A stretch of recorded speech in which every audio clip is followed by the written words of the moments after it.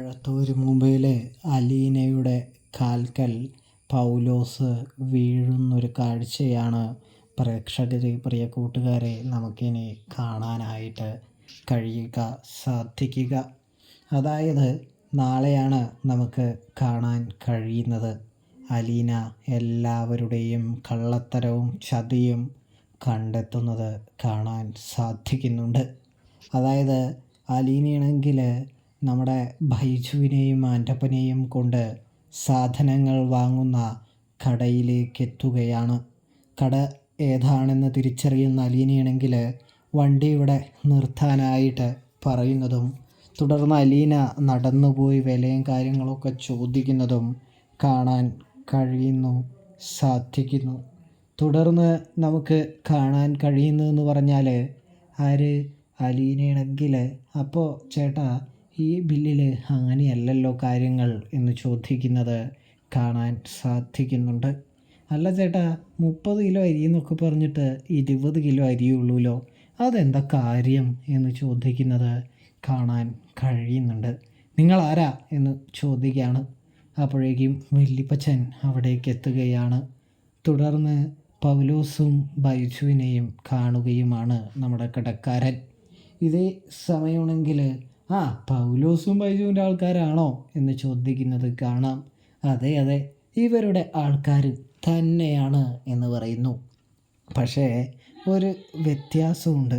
അതായത് നിങ്ങൾ ചെയ്ത ആ ചതിയില്ലേ, ആ ചതി ചെയ്തത് എൻ്റെ പപ്പയുടെ അടുത്താണ് എന്ന് പറയുന്നു. എൻ്റെ പപ്പയുടെ ജോലിക്കാരാണ് ഇവർ എന്ന് പറയുന്നത് കാണാൻ കഴിയുന്നുണ്ട്. അപ്പോൾ ചേട്ടൻ കുറ്റം സമ്മതിക്കുകയല്ലേ എന്ന് ചോദിക്കുന്നത് കാണാൻ കഴിയുന്നുണ്ട്. ഇതേ സമയമാണെങ്കിൽ എന്തു കുറ്റം, ഞാൻ എന്ത് ചെയ്തിട്ടാ എന്ന് പറയുമ്പോൾ ചേട്ടൻ ഞങ്ങളുടെ കടയിലെ ലിസ്റ്റും കാര്യങ്ങളും തന്നേ, ചേട്ടൻ്റെ കടയിൽ ഞങ്ങളുടെ പറ്റ് ബുക്കൊന്ന് തന്നേ എന്ന് പറയുന്നു. അതിലെല്ലാം കയറ്റി എഴുതി വെച്ചിരിക്കുകയാണ് എന്നും കാണാൻ സാധിക്കുന്നു. ഇനി ഇതിൻ്റെ തൂക്കമൊക്കെ ഒന്ന് എടുത്തേ ചേട്ടാ എന്ന് പറയുകയാണ്. അപ്പോൾ കടക്കാരൻ നിന്ന് പരിങ്ങുകയൊന്നും വേണ്ട, കാര്യങ്ങളൊക്കെ ഞങ്ങൾക്ക് ഏതാണ്ട് നല്ല രീതിയിൽ മനസ്സിലായിട്ടുണ്ട് എന്ന് പറയുന്നു. ഇത് എന്നാ ഏർപ്പാടാ ചേട്ടാ ഇത്? ചേട്ടന് കച്ചവടവും കിട്ടിയാൽ പോരാ, പിന്നെ ചതിയും ചെയ്യണോ എന്ന് ചോദിക്കുന്നത് കാണാം. അല്ല നിങ്ങൾ ആരാണ് എന്ന് ചോദിക്കുമ്പോൾ ഈ സ്റ്റാൻലി ജോസഫില്ലേ അവൻ്റെ അപ്പനായിട്ട് വരും, നിനക്കെന്തെങ്കിലും കുഴപ്പമുണ്ടോടാ എന്ന് ചോദിക്കുന്നത് കാണാൻ സാധിക്കുന്നുണ്ട്.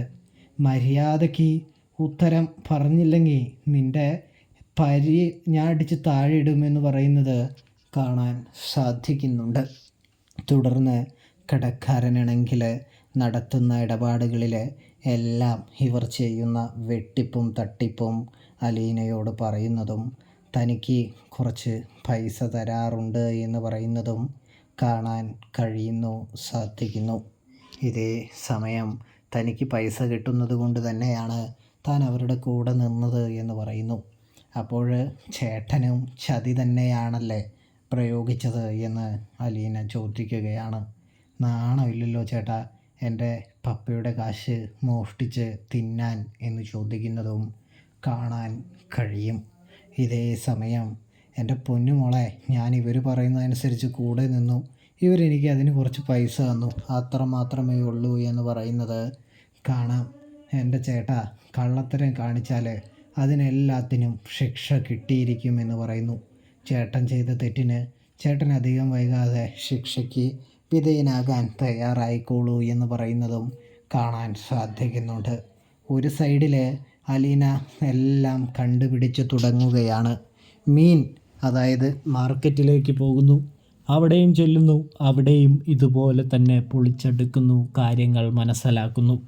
തുടർന്ന് അലീനയാണെങ്കിൽ വർഷങ്ങളായിട്ട് തൻ്റെ പപ്പയുടെ വിശ്വസ്തരായ ജോലിക്കാരായതിനാൽ പപ്പയ്ക്ക് ഇവരെ വിശ്വാസമായതുകൊണ്ടും ഇഷ്ടമായതുകൊണ്ടും നമ്മുടെ അലീനയാണെങ്കിൽ അധികം അവിടെ ഇട്ട് നാണം കെടുത്താതെ അവർ പലതവണ ചോദിക്കുന്നുണ്ട് എന്താ കാര്യമെന്ന്, അതൊന്നും ചോദിക്കാതെ എന്ത് ചെയ്യുന്നുണ്ട്, അലീന വേഗം വീട്ടിലേക്ക് ചെല്ലുകയാണ്. അവരെയും കൊണ്ട് വീട്ടിൽ ചെന്ന ശേഷം ഓരോന്നായിട്ട് ചോദിക്കുകയാണ് എന്ന് കാണാം. എന്തിനാണ് ഇങ്ങനെ കക്കുന്നത്, പപ്പയുടെ വിശ്വാസത്തെ പറ്റിക്കുന്നത്, വിശ്വാസത്തെ മുതലെടുക്കുന്നത് എന്ന് ചോദിക്കുന്നത് കാണാൻ കഴിയുന്നുണ്ട്, സാധിക്കുന്നുണ്ട്. ഇതേ സമയമാണെങ്കിൽ ആര് നമ്മുടെ പൗലോസ് മിണ്ടാതിരിക്കുമ്പോൾ, എന്താടാ പൗലോസേ, നിൻ്റെ വായിൽ നാക്കില്ലേ? നാക്ക് ഇറങ്ങിപ്പോയോ? നീ നാഴികയ്ക്ക് 40 വട്ടം പറയുന്നതല്ലേ വിശ്വസ്തനായ പണിക്കാരനാണ്, ഞങ്ങൾ വെറുതെ കരി വാരി തേക്കാനായിട്ട് ശ്രമിക്കുന്നതാണ്, ഞങ്ങളെ വെറുതെയാണ് ഇതൊക്കെ ചെയ്യുന്നതെന്ന് വെറുതെ ചോദ്യം ചെയ്യുകയാണെന്നല്ലേ നീ പറഞ്ഞത്? ഇപ്പം എന്താടാ, നിനക്കൊന്നും പറയാനില്ലടാ എന്ന് ചോദിക്കുന്നത് കാണാൻ സാധിക്കുന്നുണ്ട്.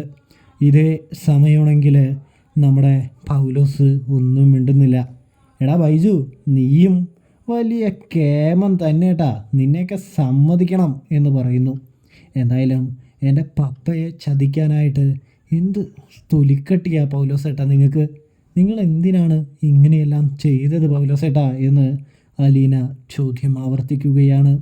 ഇതേ സമയം പൗലോസേട്ടൻ ഉത്തരം തന്നേ പറ്റുകയുള്ളൂ എന്നും അല്ലാത്ത പക്ഷം ഇത് വലിയ പ്രശ്നത്തിലേക്കാണ് പോകുന്നതെന്നും അലീന പറഞ്ഞു വയ്ക്കുകയാണ്. അപ്പോഴാണെങ്കിൽ പൗലോസാണെങ്കിൽ മൗനം വെടിഞ്ഞ് പതിയെ പതിയെ സംസാരിക്കാനായിട്ട് തുടങ്ങുന്നു. എന്തിനാ പൗലോസേട്ടാ ചതി മൊത്തം നടത്തുന്നത് എന്ന് ചോദിക്കുന്നത് കാണാൻ കഴിയുന്നുണ്ട്. ഇതേ സമയമാണെങ്കിൽ നമ്മുടെ പൗലോസാണെങ്കിൽ പറയാണ്, തെറ്റുപറ്റിപ്പോയി ക്ഷമിക്കണമെന്ന്. വെറുതെ അല്ലല്ലേ പൗലോസേട്ടൻ എന്നോട് ഈ മുടയും ഈ ശണ്ടയും ഒക്കെ കാണിച്ചത് എന്ന് ചോദിക്കുന്നത് കാണാൻ കഴിയുന്നുണ്ട്. പിന്നെ ഞാൻ പൗലോസേട്ടനെ തെറ്റിദ്ധരിക്കാനുള്ള പ്രധാന കാരണം പൗലോസേട്ടനിൽ ഒരു കള്ളത്തരം ഒളിഞ്ഞിരിക്കുന്നുണ്ട്, അതെനിക്ക് മനസ്സിലായതുമാണ് എന്ന് പറയുന്നത് കാണാൻ സാധിക്കും. അതുകൊണ്ട് തന്നെയാണ് പൗലോസേട്ടനെ പിടികൂടാനുള്ള പ്രധാന കാരണം എന്ന് പറയുന്നതും കാണാൻ കഴിയുന്നുണ്ട്. പൗലോസേട്ടൻ എന്തായാലും ഇതിന് ഒരു എക്സ്പ്ലനേഷൻ തന്നേ മതിയാവുകയുള്ളൂ എന്ന് പറയുമ്പോൾ, ഞങ്ങളല്ല പൈസ കൊടുക്കുന്നത് നമ്മുടെ മറ്റേ കാര്യസ്ഥനായ ആൻ്റപ്പൻ ചേട്ടനാണ് എന്ന് പറയുന്നു.